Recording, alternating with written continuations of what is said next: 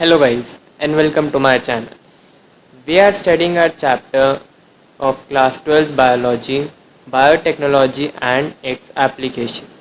And in this chapter we have studied about Bt cotton in previous lecture, and in this video we will going to study about pest resistant plants.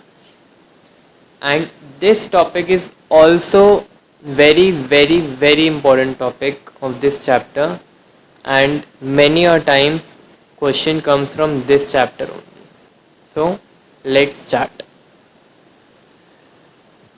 Meloidigine incognitia is a nematode that infects tobacco plants and causes root knot disease, causing great reduction in its yield. मेलॉयडिगाइन इनकॉग्निशिया एक nematode है जो कि infect करता है tobacco plants को और cause करता है रूट नॉट डिजीज़, जिसकी वजह से ईल्ड में उसकी रिड्यूस हो जाती है टोबैको प्लांट्स की ईल्ड. और novel technique called RNA interferons use करी जाती थी ताकि इस मैनिफेस्टेशन को प्रिवेंट कर. Infestation in this indicates the reduction in yield only. तो यहाँ पे इस मेथड में silencing of specific mRNA involve होती थी. mRNA here is messenger RNA, due to which complementary dsRNA, that is double stranded RNA, वो bind करता है और प्रिवेंट करता है mRNA की ट्रांसलेशन. वो ट्रांसलेट ना कर पाए इसलिए वो dsRNA के साथ बाइंड करता है और प्रिवेंट करता है. और एग्रोबैक्टीरियम वेक्टर्स यूज़ करके निमेटोड स्पेसिफिक जीन्स को इंट्रोड्यूस करा जाता है ऑस प्लांट में, जो कि प्रोड्यूस करती है दोनों एंटीसेंस और सेंस आरएनए होस्ट सेल्स में. तो यहाँ पे एग्रोबैक्टीरियम वेक्टर्स को यूज़ करके निमेटोड स्पेसिफिक जीन्स में इंट्रोड्यूस कर दिया ओस प्लांट में, ताकि वो प्रोड्यूस कर पाए दोनों सेंस और एंटीसेंस आरएनए होस्ट सेल्स में. और जो दो आरएनए हैं, क्योंकि वो कॉम्प्लीमेंट्री है एक दूसरे से, फॉर्म करते हैं डीएसआरएनए और इनिशिएटेड आरएनए 1. तो जो साइलेंस्ड स्पेसिफिक mRNA नीमाटोड को साइलेंस कर देते हैं, जिसकी वजह से पैरासाइट सरवाइव नहीं कर पाता ट्रांसजेनिक होस्ट में. और उसका रीज़न क्या एक्सप्रेस होता है? स्पेसिफिक इंटरफेरिंग आरएनए की वजह से वो ट्रांसजेनिक में होस्ट में एग्जिस्ट नहीं कर पाता और ultimately it leads to death of parasite. So by this method, tobacco plants yield is protected from this infestation. Now the next topic we have to study is applications in medicine.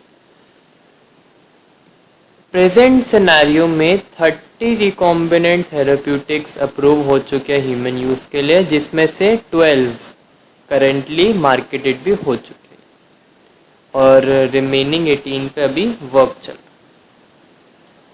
So in this the first application we have to study is genetically engineered insulin. Insulin for diabetes was earlier extracted from slaughtered cattle and pigs. जो diabetes के लिए insulin use होती है वो पहले slaughtered cattle और pigs में से एक्सट्रैक्ट की जाती थी. बट इंसुलिन जब इन एनिमल्स से ऑब्टेन की जाती थी तो वो एलर्जीज और दूसरे टाइप के रिएक्शंस कॉज करती थी. एक्चुअली इंसुलिन के अंदर दो polypeptide that is A and B attached होते थे एक दूसरे से बाय डाइसल्फाइड बॉन्ड्स. और मैमल्स इंक्लूडिंग ह्यूमंस उनमें insulin as a prohormone release होता है, जो कि एक एडिशनल सी पेप्टाइड है. तो ये जो सी पेप्टाइड है वो मैच्योर इंसुलिन में प्रेजेंट नहीं होता था, बट मैच्योरेशन का जब प्रोसीजर चल रहा होता था, जब वो फेज मैच्योरेशन का चल रहा होता था, तब वो रिलीज होती थी। 1983 में एली लिली, एक अमेरिकन कंपनी का नेम है ये एली लिली, उन्होंने प्रिपेयर करा 2 डीएनए सीक्वेंसेस जिस जो कि कोरस्पॉन्डिंग थी to chain A and B, और उसको इंट्रोड्यूस करा प्लाज्मिड्स में ताकि वो चेन्स को प्रोड्यूस कर सके। और ये जो चेन्स थी ए और बी वो प्रोड्यूस हो गई सेपरेटली, एक्सट्रैक्ट कर ली गई और उनको कंबाइन कर दिया गया बाय क्रिएटिंग डाइसल्फाइड बॉन्ड्स, ताकि ह्यूमन इंसुलिन फॉर्म की जा सके, because human insulin consist of disulphide bonds. So this is how genetically engineered insulin is prepared and now used by humans rather than using insulin obtained from slaughtered cattle and pigs. So this is how genetic engineered insulin solved the problem. Now the next application we have to study is gene therapy. Gene therapy ये correction है genetic defect की by delivery of normal gene into individual और embryo, ताकि वो take over कर सके function को और कॉम्पनसेट कर सके फॉर नॉन फंक्शनल जीन्स. सबसे पहला क्लिनिकल जीन थेरेपी यूज़ की गई थी 1990 में एक 4 साल की लड़की पे, जो कि जिस with adenosine deaminase therapy, that is ADT.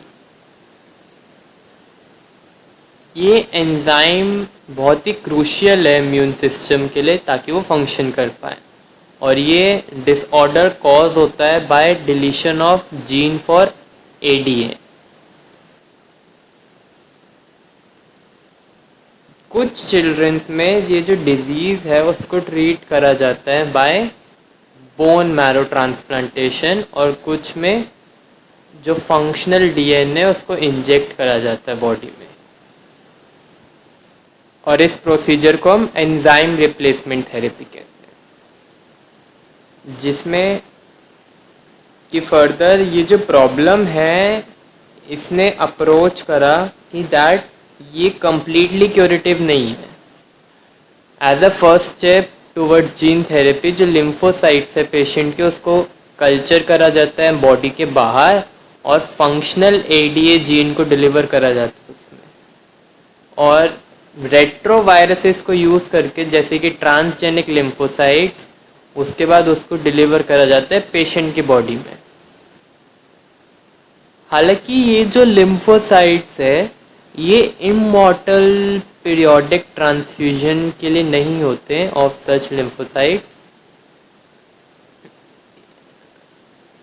However अगर जीन आइसोलेटेड होगा बोन मैरो सेल्स से, तो जो प्रोड्यूसिंग एडीए है उसको इंट्रोड्यूस करेंगे हम सेल्स में अर्ली एम्ब्रियो स्टेजेस में, और उसके बाद उसको परमानेंटली कर्व कर देंगे, क्योर कर देंगे, sorry. But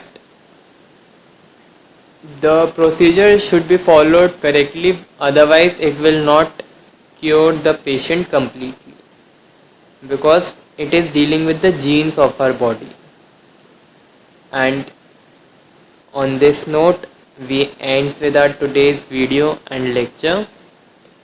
So if you guys like my video, then please do like, share and subscribe my channel and click the bell icon for further updates. And guys, this chapter is somewhat tricky, but I have tried my best and made most simplest notes for you and prepared it and tried to explain as much easily as I can in simple language, so that it could be easier for you to understand them and learn them and grace your performance. So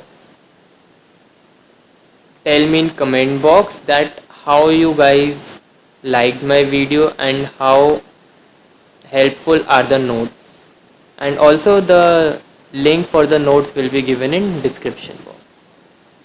Thank you for watching.